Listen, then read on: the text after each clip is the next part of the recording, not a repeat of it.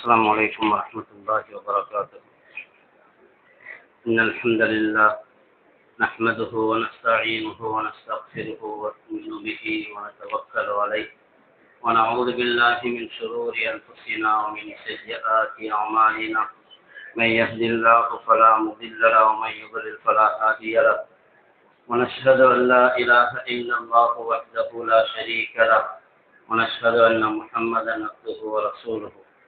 وصلى الله وسلم على سيدنا محمد وعلى آله وأصحابه وأزواجه وأهل بيته وذرياته وأتباعه أجمعين، أما بعد، فقد قال الله تعالى في القرآن العظيم والفرقان المجيد: أعوذ بالله من الشيطان الرجيم، بسم الله الرحمن الرحيم. ومن يبتغي غير الإسلام دينا فلن يقبل منه وهو في الآخرة من الخاسرين. புகழ் அனைத்தும் இறைவனாகிய அல்லாஹ் ஒருவனுக்கு மட்டுமே உரித்தாகட்டுமா. அல்லாஹினுடைய ஸலாத்தும் ஸலாமும் அன்பும் அருளும் நம் உயிரினும் மேலான முஹம்மது ரசூலுல்லாஹி ஸல்லல்லாஹு அலைஹி வஸல்லம் அவர்களின் மீதும் அவர்களுடைய தோழர்கள், குடும்பத்தார்கள், அவர்களை பின்பற்றி வந்த தாபிஈன்கள், தபஅத் தாபிஈன்கள், ஃபுகஹாக்கள், சுஹதாக்கள், நல்லவர்கள் நம் அனைவரின் மீதும் என்றென்றும் நின்று நிலவட்டுமா.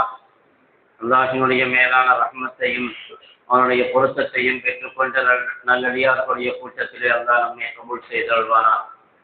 வாழும் காலம் எல்லாம் நிம்மதியாகவும் ஆரோக்கியமாகவும் வாழக்கூடிய பெரும் பாக்கியத்தை அல்லாஹ் நம் அனைவருக்கும் தந்தருள்வானா. வாழ்க்கையின் எல்லா நிலைகளிலும் தக்வா என்னும் இறையச்சத்தை எடுத்து நடப்பதற்கு ரப்புல் ஆலமீன் தௌஃபீக் செய்தருள்வானா.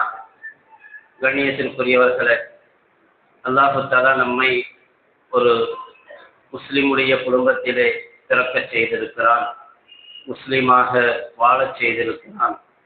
இஸ்லாத்தை ஏற்ற மூமின்களாக, முஸ்லிம்களாக வாழச் செய்திருக்கிறான். அல்லாஹ்வுக்கே எல்லா புகழும். ரப்புல் ஆலமீன் நம்மை கடைசி வரையிலும் ஈமானுடனும் இஸ்லாத்துடனும் வாழக்கூடிய பாக்கியத்தை தந்தருள்வானார். கண்ணியத்திற்குரியவர்களை, ஈமானுக்கான ஆபத்துகள் நம்மை சுற்றியும் இருக்கிறது.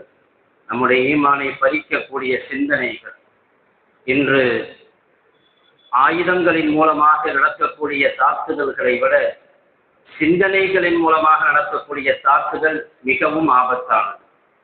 மனிதனுடைய சிந்தனையை, வாலிபர்களுடைய சிந்தனையை, கல்லூரி பள்ளிக்கூட மாணவர்களுடைய சிந்தனையை மாற்றுவதில், அவர்களை மதத்தை விட்டுமே திருப்புவதிலே ஒரு பெரும் சூழ்ச்சி நடந்து கொண்டிருக்கிறது. மதம் என்பதெல்லாம் பழமையானவை, மார்க்கம் பழமையானவை. இது நவீன காலம். இந்த நவீன காலத்திலே மதங்கள் தேவையில்லை. தொழுகையை பற்றியும், நோன்பை பற்றியும், ஹஜ்ஜை பற்றியும், ஜகாத்தை பற்றியும் ஒரு ஏளனமான சிந்தனை உருவாக்கப்பட்டு கொண்டிருக்கிறது. தொழுகை அதுவெல்லாம் வேலை இல்லாதவர்கள் செய்ய வேண்டிய காரியம். நோன்பு அதுவெல்லாம் வறுமையில் இருப்பவர்கள் செய்ய வேண்டிய காரியம். நமக்கும் அதற்கும் எந்த சம்பந்தமும் இல்லை. அதை மதத்தோடு அது ஒரு பழமையான ஒரு காரியம், அது இன்று தேவையில்லை என்கிற சிந்தனை பரவலாக உருவாக்கப்பட்டு கொண்டிருக்கிறது. கண்ணியத்திற்குரியவர்களே, நாம் பாரம்பரியமான குடும்பத்திலே இருக்கிறோம், தீன்தாரான குடும்பத்திலே இருக்கிறோம். எங்களுடைய மூதாதையர்கள் ஆலிம்கள், எங்களுடைய மூதாதையர்கள் தீனிலே உறுதிமிக்கவர்கள். எங்களுடைய பாரம்பரியம் எல்லாம் அவ்வளவு பலமானது, உறுதியானது என்கிற நம்பிக்கை மட்டும் நம்முடைய ஈமானை பாதுகாத்து விட முடியாது. குடும்ப பாரம்பரியம் ஒரு பெரிய விஷயம் அல்ல. நபிமார்கள், பல நபிமார்களுடைய குடும்பம் ஈமான் கொள்ளாமல் இருந்திருக்கிறது. ஹஜ்ரத் நூஹ் அலைஹிஸ்ஸலாத்து வஸ்ஸலாம் அவர்கள் நபியாக இருந்தார்கள். ஆனால் அவருடைய மகனுக்கு ஈமானுடைய பாக்கியம் கிடைக்கவில்லை. ஹஜ்ரத் இப்ராஹிம் அலைஹிஸ்ஸலாம் உலகத்திலே தௌஹீதை, ஏகத்துவத்தை முரசு கொட்டி ஒழிக்க செய்தவர்கள், ஏகத்துவத்திற்கு முரணான கொள்கைகளை தவிடுபொடியாக்கியவர்கள். அவர்கள் போன்று அவர்களைத்தான் அதற்கு பின்னர் வந்த அத்துணை சமூகத்தினருக்கும் ஒரு பெரும் முன்மாதிரியாக காட்டப்பட்டிருக்கிறார்கள். இப்ராஹிம், உங்களுக்கு இப்ராஹிமுடைய விஷயத்திலே அழகிய முன்மாதிரி இருக்கிறது என்று சொல்லப்படுகிற அளவுக்கு அவர்கள் தௌஹீதிலே, ஏகத்துவத்திலே மும்முரமாகவும் உறுதியாகவும் இருந்தவர்கள். ஆனால் அவர்களுடைய தந்தைக்கு ஈமானுடைய பாக்கியம் கிடைக்கவில்லை. ரப்பி குஃபிர்லி அபி, அல்லாஹ்விடத்திலே துஆ செய்தார்கள், யா அல்லாஹ், என்னுடைய தந்தைக்கு மக்ஃபிரத்தை கொடு, பாவ மன்னிப்பை கொடு, அவர் வழிகேட்டில் இருக்கிறார். வலா துக்ஸினி யௌம யுபஅஸூன், மக்கள் எல்லாம் எழுப்பப்படக்கூடிய காலத்திலே என்னை கேவலப்படுத்தி விடாதே. நான் ஒரு நபி, ஆனால் என்னுடைய தந்தை ஈமான் இல்லாமல் இருக்கிறார். கியாமத்திலே எழுப்பப்பட்டு விசாரிக்கப்படும் பொழுது நீங்கள் ஈமான் இல்லாதவர்கள் நரகத்திற்கு செல்ல வேண்டும் என்று தீர்ப்பளிக்கப்படும் பொழுது அது போன்ற ஒரு கேவலம் எதுவும் கிடையாது. என்னை கேவலப்படுத்தி விடாதே, என்னை இழிவுபடுத்தி விடாதே. அல்லாஹ்விடத்திலே துஆ செஞ்சார்கள். இப்ராஹிம் அலைஹிஸ்ஸலாத்து வஸ்ஸலாம் அவர்களை தந்தை ஈமானை ஏற்றுக்கொள்ளவில்லை. பின்னாளிலே அல்லாஹ் தஆலா சொல்லிவிட்டான், ஈமான் கொள்ளாதவர்களுக்காக பாவ மன்னிப்பு கேட்காதீர்கள் என்று. இப்ராஹிம் அலைஹிஸ்ஸலாம் அவர்களுக்கும் உத்தரவிட்டான், யார் ஈமானை ஏற்றுக்கொள்ளவில்லையோ அவர் நபியின் தந்தையாக இருக்கட்டும், அல்லது பாட்டனாக இருக்கட்டும், அல்லது நபியின் பிள்ளைகளாக இருக்கட்டும், நபியின் குடும்பத்தை சார்ந்தவர்களாக இருக்கட்டும், எங்கே ஈமானும் இஸ்லாமும் இல்லையோ அவர்களுக்கு ஆக்கிரத்தில் எந்த பயனையும் கொடுக்காது என்பதை அல்லாஹ் தஆலா உணர்த்தி காட்டினான். அதோடு நிறுத்தி கொண்டார்கள் இப்ராஹிம் அலைஹிஸ்ஸலாம் அவர்கள். கண்ணியத்திற்குரியவர்களே, எனவே எங்களுடைய குடும்ப பாரம்பரியம் அப்படி இப்படி என்றெல்லாம் பேசி நம்முடைய மார்க்கத்தை செழிக்க வைத்து விட முடியாது. ஈமான் என்பது அவரவர்களுடைய தனிப்பட்ட கடமை. இஸ்லாமும் ஈமானும் அவரவர்களுடைய தனிப்பட்ட கடமை. அதை பாதுகாப்பதற்கு முயற்சிக்க வேண்டும். கடைசி வரையிலும் ஈமான் இருக்குமா, அல்லாஹ் பாதுகாக்க வேண்டும் என்ற உறுதியும் சொல்ல முடியாது. எத்தனையோ பேர்கள் பெரும் பெரும் பாரம்பரியத்திலே வந்தவர்கள், ஆனால் ஈமானை விட்டு விலக்கி சென்று விட்டார்கள். ஸல்லல்லாஹு அலைஹி வஸல்லம் துஆ செய்து கொண்டிருந்தார்கள், அல்லாஹும்ம இன்னி அஊது பிக்க மினல் குஃப்ரி, யா அல்லாஹ் உன்னிடத்திலே குஃப்ரை விட்டும் பாதுகாவல் தேடுகிறேன். யார் செய்கிற துஆ? நபிகள் நாயகம் ஸல்லல்லாஹு அலைஹி வஸல்லம். எதை விட்டும் பாதுகாப்பு தேடுகிறார்கள்? குஃப்ரை விட்டும் பாதுகாப்பு தேடுகிறார்கள். யா அல்லாஹ் இறை நிராகரிப்பை விட்டும் என்னை பாதுகாப்பாயாக. கற்பனையில் கூட நினைக்க முடியாது, ஆனாலும் பாதுகாப்பு தேடினார்கள். எனவே ஈமான் அவ்வளவு பெரிய ஆபத்தில் இருக்கக்கூடியது. கடந்த இந்த டிசம்பர் மாதம் 20ஆம் தேதி டெல்லியிலே ஒரு விவாதம் நடக்கிறது. அந்த விவாதத்தினுடைய தலைப்பு என்னவென்றால், டஸ் காட் எக்ஸிஸ்ட், கடவுள் இருக்கிறாரா இல்லையா? இந்த தலைப்பிலேயே ஒரு விவாதம் நடக்கிறது. அதிலே ஒரு பக்கம் பேசுகிறவர் முஃப்தி ஷமாயில் நதவி, கடவுள் இருக்கிறார் என்று பேசுவதற்கு. இன்னொரு பக்கம் பேசுகிறார் ஒரு பெரிய கவிஞர் ஆய்வாளர் ஜாவீத் அக்தர். அவர் முஸ்லிம் இல்லை என்றாலும் கூட முஸ்லிமுடைய பாரம்பரியத்தில் வந்தவர். ஜாவீத் அக்தருடைய கொள்கை கடவுள் இல்லை. வாதாடுகிறார். 2 மணி நேரம் நடக்கிற விவாதத்திலே அவரால் எந்த ஆதாரத்தையும் உறுதியாக எடுத்து வைக்க முடியவில்லை என்பது வேறு விஷயம்.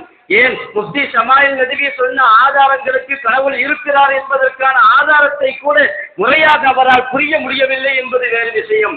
ஆனால் அவர் வாதம் செய்ய வந்திருக்கிறார் கடவுள் இல்லை என்று. ஆனால் அவருடைய பாரம்பரியம் சாதாரணமானவர். ஜாவீத் அக்தர் எப்படிப்பட்டவர்? அவருடைய மூதாதையர்கள் எந்த குடும்பத்தை சேர்ந்தவர்கள்? அவர்கள் எப்படிப்பட்ட நிலையை சேர்ந்தவர்கள்? அல்லாமா ஃபதுல் ஹக் கைராபாதி அவர்களுடைய குடும்ப தொடரில் வந்தவர்கள் மகள் வழியில். அல்லாமா கைருல் ஹக் அவர்கள் யார்? ஃபதுல் ஹக் அவர்கள் யார்? எப்படிப்பட்டவர்? பிரிட்டிஷ் ஆட்சி காலத்திலே ஒரு பெரிய ஆலிமாக திகழ்ந்தவர். ஆலிமுடைய குடும்பத்தை பின்னணியாக கொண்டவர். ஃபதுல் ஹக் கைராபாதி 1856ஆம் ஆண்டு நடந்த முதல் சுதந்திர போரிலே கலந்து கொண்டார். அதிலே கைது செய்யப்பட்டார். அந்தமான் சிறையில் அடைக்கப்பட்டார். ஆங்கிலேயனுக்கு எதிராக ஜிகாது செய்ய வேண்டும் என்று பத்துவா கொடுத்தவர்கள் யார்? ஃபதுல் ஹக் கைராபாதி. தன்னுடைய லாஜிக்கை வைத்து கடவுள் இருக்கிறார் என்று விவாதத்தில் வெற்றி கண்டவர் அவர். ஆனால் அவருடைய தொடரில் வரக்கூடிய மக்கள் எப்படி போய்விட்டார்கள்? அவருடைய தொடரில் வரக்கூடியவர் இன்னொருவர் மூஸ்தர் ஜாவீத் அக்தருடைய தாதா என்று சொல்ல வேண்டும். அவர் நபியினுடைய இஸ்கிலே பிரியத்திலே புகழ் பெற்றவர். ஆனால் அவருடைய பேரப்பிள்ளை, அவருடைய மகன் வந்தார், ஜான் நிசார் அஹ்மத். யார்? ஜாவீத் அக்தருடைய தகப்பனார். அவர் ஒரு சோசலிஸ்டாக மாறிப்போனார். ஒரு பெரிய குடும்ப பாரம்பரியத்தின் பின்னணியில் வருகிறது. அந்த குடும்பம் நீண்ட பயணத்தை செய்து கொண்டு வருகிறது. நபியின் மீது முஹப்பத்தையும் இஷ்கையும் காதலையும் கொண்ட குடும்பம். லாஜிக்கால் கடவுளை உறுதிப்படுத்திய குடும்பம். ஆங்கிலேயனுக்கு எதிராக பத்துவா கொடுத்த குடும்பம். குர்ஆனை முழுமையாக கற்றறிந்த ஆலிமாக இருந்த குடும்பம். அதிலே பிறக்கிறார் ஜான் நிசார் அஹ்மத். அவருக்கு பெரிய கவிஞர். ஆனால் கம்யூனிஸ்ட் ஆகி போனார். மதத்தில் பலகீனப்பட்டு போனார். அவர் ஒரு சோசலிஸ்ட். கம்யூனிசம், கடவுள் இல்லை என்று சொல்லக்கூடிய கொள்கையில் வந்தார். அவருடைய மகன் எப்படி இருப்பார்? அதிலேயே தான் வளர்ந்தார். இன்று அவர் விவாதத்திற்கு வந்திருக்கிறார், கடவுள் இல்லை என்று சொல்லிக் கொண்டார். கண்ணியத்திற்குரியவர்களே, ஒரு குடும்பத்தினுடைய நீண்ட பயணம் எப்படி போய் முடிந்திருக்கிறது பாருங்கள். ஒரு நபர் அல்ல, ஒரு வம்சமே போனது. இப்பொழுது அவருடைய பிள்ளைகளும் கடவுளை மறுத்துக் கொண்டிருக்கிறார்கள். அவர் மட்டுமல்ல, பல பெரும் பெரும் குடும்பத்தை சார்ந்தவர்கள், பெரிய பெரிய சூப்பர் ஸ்டாராக ஆமீர் கான் சூப்பர் ஸ்டார் நடிகர் இந்தியாவிலே, அவருடைய குடும்ப பாரம்பரியத்தை பார்த்தால் மௌலானா அபுல் கலாம் ஆசாத் ரஹிமஹுல்லாஹ் அவரோடு தொடர்பு கொண்டவர். இந்தியாவினுடைய முதல் கல்வி அமைச்சராக இருந்தவர். ஹாசிம் நானூத்துவி ரஹிமஹுல்லாஹ் அவர்கள் தாருல் தேவபந்தை நிறுவியவர்கள். ஆனால் அவர்களுடைய குடும்ப தொடர்பு உள்ளவர்களும் கூட சினிமா துறைக்கு போய் சேர்ந்தவர்கள் உண்டு. அல்லாஹ் பாதுகாக்க வேண்டும். குடும்ப பாரம்பரியத்தையோ நம்முடைய முன்னோர்களுடைய வழிமுறைகளையோ நம்மளுடைய பெற்றோர்கள் தாதாக்களையோ பேசி புகழ்ந்து கொண்டு இருப்பதினால் நம்முடைய தீன் பாதுகாக்கப்படும் என்று சொல்ல முடியாது. எத்தனையோ பேர் தங்களுடைய தரம் புரண்டு போய்விட்டார்கள். ஏன் இப்படி போக வேண்டும்? ஒரு குடும்ப பாரம்பரியத்தில் வந்தவர்கள் ஏன் இப்படி தடம் புரண்டு போக வேண்டும்? கடவுளே இல்லை என்று சொல்லுகிற அளவுக்கு போக வேண்டிய நிர்பந்தம் ஏன் ஏற்பட்டது? அதற்கான காரணங்கள் என்ன? இன்னைக்கு சிந்தனை ரீதியான தாக்குதல் ஒரு பெரிய அளவிலே தொடுக்கப்படுகிறது.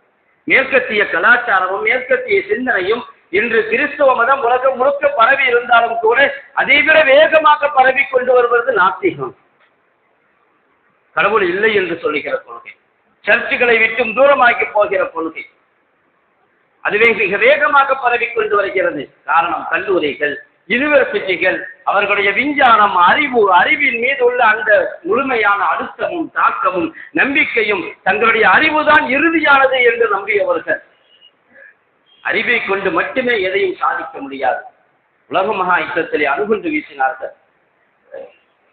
எவ்வளவு பேர் செத்தார்கள் ஜப்பானிலே. ஆனால் யார் அணுகுண்டை வீசினார்களோ அவர்கள் என்ன சொன்னார்கள் தெரியுமா? நாங்கள் 10 லட்சம் வீரர்களுடைய உயிரை பாதுகாத்து இருக்கிறோம் என்று சொன்னார்கள், காப்பாற்றி இருக்கிறோம் என்று சொன்னார்கள் அணு ஆயுதத்தின் மூலமாக. இதற்கு பெயர் தான் அறிவு. அந்த அறிவு அழிவைத்தான் கொண்டு வரும். வரம்பில்லாத அறிவு, கட்டுப்பாடில்லாத சுதந்திரம், அது அழிவை தவிர வேற எதையும் கொண்டு வராது. தன்னுடைய அறிவையும் தன்னுடைய சிந்தனையையும் தான் சரி என்று நினைப்பவர்கள், அது முன்னேற்றத்தை நோக்கி செல்லாது. ஒரு நேரத்தில் அது மிக சரி அதல பாதாளத்தில் சரிந்து போய்விடும். அப்படியானால் இப்படி ஒரு நிலை மாறி போவதற்கு முன்பாக நம்முடைய சந்ததிகளை பாதுகாக்க வேண்டும். ஏன் நல்ல நல்ல குடும்பத்தில் பிறந்தவர்கள் கடவுளை மறுக்கக்கூடிய நிலைக்கு செல்கிறார்கள் என்று சொன்னால் வீட்டிலே இஸ்லாத்தை பற்றி பேசுவதில்லை, பிள்ளைகளை மக்தபுக்கு கொண்டு போய் சேர்ப்பதில்லை. மக்தபிலை அவர்கள் பள்ளிக்கூடத்திற்கு போகிறார்கள், ஸ்கூலுக்கு போகிறார்கள். அது கிறிஸ்தவ பள்ளிக்கூடமாக இருந்தால், மிஷினரிகளின் பள்ளிக்கூடமாக இருந்தால், ஈசா அலைஹிஸ்ஸலாத்தை பற்றியும் இயேசுவை பற்றியும் அவர்கள் சொல்லிக் கொடுக்கிற கொள்கைகள் நம்முடைய பிள்ளைகளுடைய மனதில் பதிந்து போய்விடுகிறது. ஆனால் இஸ்லாத்தினுடைய கொள்கை பதிவதில்லை. இயேசு கடவுளுடைய குமாரன் என்கிற கொள்கை பதிய வைக்கப்படுகிறது. இயேசு நமக்காகத்தான் சிலுவையில் அறையப்பட்டார் என்ற கொள்கை மனதில் பதிய வைக்கப்படுகிறது. மன்னிப்புக்காகவும் ரட்சிப்புக்காகவும் தான் இயேசு உயிரை விட்டார் என்று கொள்கை பதிய வைக்கப்படுகிறது. குர்ஆன் சொல்லும் அவர்கள் இயேசுவை கொல்லவும் இல்லை, சிலுவையில் அறையவும் இல்லை, அவர் வானத்தளவிலே உயர்த்தப்பட்டார் என்று குர்ஆன் சொல்லக்கூடிய கொள்கை நம்முடைய பிள்ளைகளுக்கு தெரியாது. ஈமான் ஈமான் என்று சொல்ல தெரியும், ஈமான் என்றால் என்னவென்று தெரியாது. நான் எப்படி ஈமான் கொள்ள வேண்டும், நான் எப்படி மூமினாக வேண்டும் என்று தெரியாது. அங்கேயும் இங்கேயும் கேட்கக்கூடிய பேச்சுக்களை கேட்டு, பள்ளிக்கூடத்தில் சொல்லக்கூடிய கருத்துக்களை கேட்டு, யூடியூபிலும் பேஸ்புக்கிலும் வரக்கூடிய கதைகளை பார்த்து அதைத்தான் உண்மை என்று நம்பிக்கொண்டு அதையே தன்னுடைய கொள்கையாக ஆக்கிக்கொண்டு தெரிகிறது ஒரு கூட்டம். இது காலப்போக்கில் ஈர்த்திதாதை நோக்கி, கடவுள் மறுப்பு கொள்கையை நோக்கி செல்லும். அல்லாஹ் பாதுகாக்க வேண்டும். மக்தப் பத்தி ரொம்ப நேரம் பேசிக்கிட்டு இருந்தாங்க, 1 மணி நேரமா. பிள்ளைகளை மக்தப்ல சேருங்க, அப்பதான் பிள்ளைகளுடைய ஈமான் பாதுகாக்கப்படும் அப்படின்னு. கடைசி அவர் கேட்டாரா, மக்தபுன்னு சொன்னீங்களே அப்படின்னா என்னன்னு? மக்தபுண்டா என்னன்னு தெரியாது, அதான் அப்படின்டா என்னன்னு தெரியாது, சலாம் அப்படின்டா என்னன்னு தெரியாது, சுவர்க்கம் அப்படின்டா என்னன்னு தெரியாது, நரகம் அப்படின்டா என்னன்னு தெரியாது. எல்லாம் தெரியும், எல்லாம் படித்திருப்போம். ஆனால் மார்க்கத்திலே தெரிய வேண்டிய மலக்குமார்கள் என்றால் என்ன தெரியாது, வேதங்கள் என்றால் என்ன தெரியாது. மக்தபு என்றால் என்னன்னு தெரியல. நாம் அன்றாடம் உபயோகிக்கக்கூடிய வார்த்தைகளும் தெரிவதில்லை. அப்படியானால் நாம் மார்க்கத்தை பற்றி எப்படி புரிந்திருக்கிறோம்? நம்முடைய வீட்டு பிள்ளைகள் எப்படி வளருவார்கள்? மற்றவில்லை என்ன காலை மாலை மட்டும் நடக்கிறது என்று சொன்னால் அங்கே குர்ஆனை மட்டும் ஓதி கொடுக்கப்படுவதில்லை, இஸ்லாத்தினுடைய கொள்கை பதிய வைக்கப்படுகிறது. லா இலாஹ இல்லல்லாஹ், வணக்கத்திற்கு தகுதியானவன் அல்லாஹ்வை தவிர யாரும் கிடையாது. உலகத்திலே எந்த சக்தியும் அல்லாஹ்வுக்கு ஈடு இணையாக முடியாது. அல்லாஹ் இல்லாமலும் இருக்க முடியாது. இல்லை, நான் அல்லாஹ்வை பார்க்க வேண்டும், பார்த்தால் தான் நம்புவேன். என்னுடைய அறிவு அதைத்தான் ஏற்றுக்கொள்ளும். நான் தர்க்க ரீதியாகத்தான் வருவேன் என்றால் இந்த கண் எல்லாவற்றையும் பார்க்க முடியாது. இந்த கண் சூரியனை பார்க்க முடியுமா? எவ்வளவு நேரம் பார்க்க முடியும்? உச்சியில் இருக்கக்கூடிய சூரியனை எவ்வளவு நேரம் பார்க்க முடியும்? எதை கொண்டு எதை பயன்படுத்த முடியுமோ, எதற்காக பயன்படுத்த வேண்டுமோ அதற்காகத்தான் பயன்படுத்த வேண்டும். மெட்டல் இருக்கிறது, ஏர்போர்ட்ல செக் பண்றாங்க, அது உலோகத்தை தான் கண்டுபிடிக்குமே தவிர பிளாஸ்டிக் கண்டுபிடிக்காது. ஒருவர் பிளாஸ்டிக் பொருள் வச்சிருந்தால் இது ஒரு பிளாஸ்டிக் பொருள் வச்சிருக்கிறார் என்று பெல் அடிக்காது. ஏன் அதை கண்டுபிடிக்கவில்லை? அது அதற்கானது இல்லை. மெட்டல் பிளாஸ்டிக்கை கண்டுபிடிப்பதற்கான பொருள் அல்ல. இந்த கண்கள் கடவுளை பார்ப்பதற்கான கண்கள் அல்ல. இந்த கண்ணுக்கு அப்படியான பவர் கிடையாது. ஒருத்தர் சொன்னார் பூமி உருண்டைதான், இல்லைங்க, இல்லை நான் பார்க்கல என்னார். பூமி உருண்டை என்பதை பார்க்கவில்லை என்பதற்காக உருண்டை இல்லை என்று மறுத்தால் அவனை போன்று ஒரு பைத்தியக்காரன் யாரும் கிடையாது. சொல்லுவார்கள், நீ 30,000 கிலோமீட்டர் மேல போ, பூமி பந்தை பார்க்க முடியும் என்று. பூமி உருண்டையை பார்க்க வேண்டும் என்று சொன்னால், மனிதனுடைய கண்ணுக்கு உருண்டையாக தெரிய வேண்டும் என்று சொன்னால் அவன் 30,000 கிலோமீட்டர் மேல போகணும். இங்கிருந்து அவனால் பார்க்க முடியாது. அவ்வளவுதான் அவனுடைய கண். நாம் சொல்லுவோம், நீ 6 அடி கீழே போ, கபரும் தெரியும், சொர்க்கமும் தெரியும், நரகமும் தெரியும், மேல போக தேவை. அறிவு என்ன அறிவு? இந்த அறிவை கொண்டு என்ன சாதித்தார்கள் உலகத்திலே? எத்தனையோ மடத்தனம் தான் பரவி கொண்டிருக்கிறது. விஞ்ஞானிகளுக்கும் கூட புரியாத புதிர்கள், இன்னும் உடைக்கப்படாத புதிர்கள் ஏராளம் உண்டு, எங்களுக்கு புலப்படவில்லை என்று சொல்லுகிறார்கள். அதுதான் அறிவு. கணியத்திற்குரியவர்கள், அறிவை கொண்டு எதுவும் சாதிக்க முடியாது. அறிவை கொண்டு கடவுளை யோசிக்க முடியாது. நீங்கள் அல்லாஹ்வுடைய படைப்பை யோசிங்கள். தஃபக்கரு ஃபீ கல்கில்லாஹ், அல்லாஹ்வுடைய படைப்பை யோசிங்கள். வானங்களை பாருங்கள், நட்சத்திரனை, சூரியனை, மனிதனை அல்லாஹ் எப்படி படைத்திருக்கிறான் என்று. அப்பொழுது தெரியும், லா இலாஹ இல்லல்லாஹ், வணக்கத்திற்குரியவன் அல்லாஹ் என்று வேறு யாரும் இல்லை. எதுவும் வணக்கத்திற்கு தகுதியானதில்லை. நாம சொல்லுவோம், வந்தே மாதரம் படிக்க மாட்டேன். வந்தே மாதரம் மாதிரி தான் வந்தே பாரத். வந்தே மாதரம், வந்தே பாரத் ட்ரெயினுக்கு பேரே வைக்கப்பட்டது. அந்த ட்ரெயின் பூமியில ஓடினாலும் அது வானத்துல பறக்கிற மாதிரி. அதுக்குன்னு ஸ்பெஷல். எந்த சூப்பர் ஃபாஸ்ட் எக்ஸ்பிரஸ் ஓடினா கூட அதையும் நிறுத்தி வச்சுட்டு வந்தே பாரத் தான் பஸ்.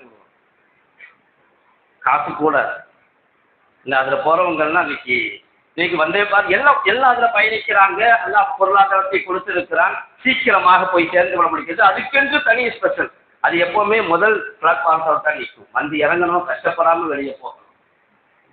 அதுல பிளைட் மாதிரி சாப்பாடு கொடுப்பாங்க. அதுக்குன்னு ஒரு பெரிய அமௌண்ட்டை வசூலிப்பாங்க. பேர் என்ன? வந்தே பாரத் அப்படின்னா என்ன? நல்லா பாதுகாக்கிறோம், பாரத்தை வணங்குகிறோம்.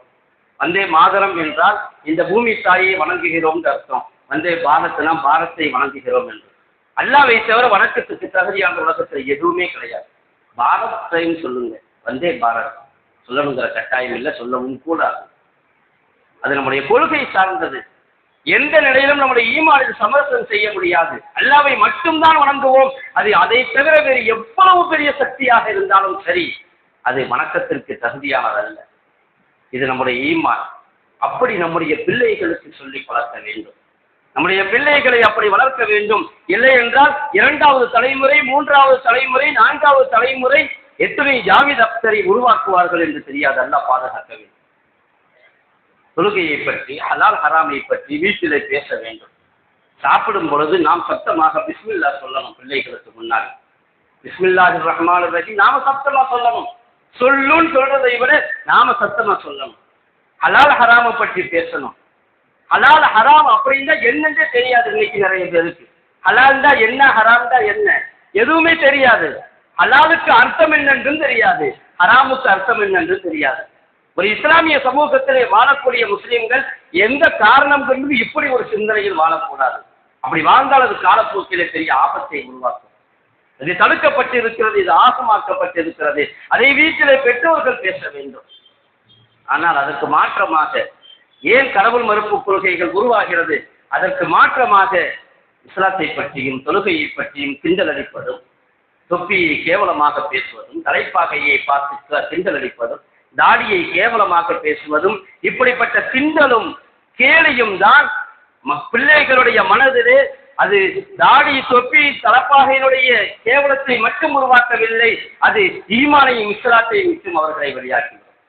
தலாக்கை பற்றி ஒரு அற்பமான சிந்தனையை உருவாக்கப்பட்டுக் கொண்டிருக்கிறது. இத்தாவை பற்றி ஏன் அப்படி சிந்தனை உருவாக்கப்படுகிறது? அவர்களை சிந்தனை ரீதியாக இஸ்லாத்தை விட்டு வெளியாக்க வேண்டும். அதனால்தான் அல்லாஹ் சொல்லுவான், வலா தத்தகிது ஆயாத்தில்லாஹி ஹுசுவன், நீங்கள் அல்லாஹ்வுடைய வசனங்களை கேலியாக எடுத்துக் கொள்ளாதீர்கள்.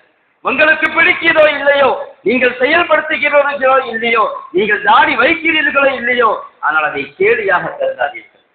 தத்தகிது ஆயாத்தில்லாஹி ஹுசுவன் வதுக்குரு நிஅமத்தல்லாஹி அலைக்கும், அல்லாஹ்வுடைய நியாமத்தை நினைவு கூறுங்கள். அல்லாஹ் உங்களுக்கு இஸ்லாத்தினுடைய பாக்கியத்தை கொடுத்திருக்கிறான், நினைவு கூறுங்கள், அல்லாஹ்வுக்கு நன்றி செலுத்துங்கள், கேலி செய்யாதீர்கள். வதுக்குரு நிஅமத்தல்லாஹி அலைக்கும் வமா உன்சில இலைக்கும் மினல் கிதாபி வல் ஹிக்மத்தி யஇதுக்கும் பி வத்தகுல்லாஹ், அல்லாஹ்வை அறிந்து கொள்ளுங்கள். வல்லாஹு பிகுல்லி ஷைஇன் அலீம், அல்லாஹ் யாவற்றையும் அறிந்தவன். உங்களுக்கு எதுவும் தெரியாமல் இருக்கலாம், அல்லாஹ் அறிகிறான், நீங்கள் அறிய மாட்டீர்கள். எனவே அல்லாஹ்வுடைய சட்டத்திலே மூக்கை நோண்டிக் கொண்டு அது அப்படி இப்படி என்று பேசக்கூடிய நிலையை உருவாக்க வேண்டாம்.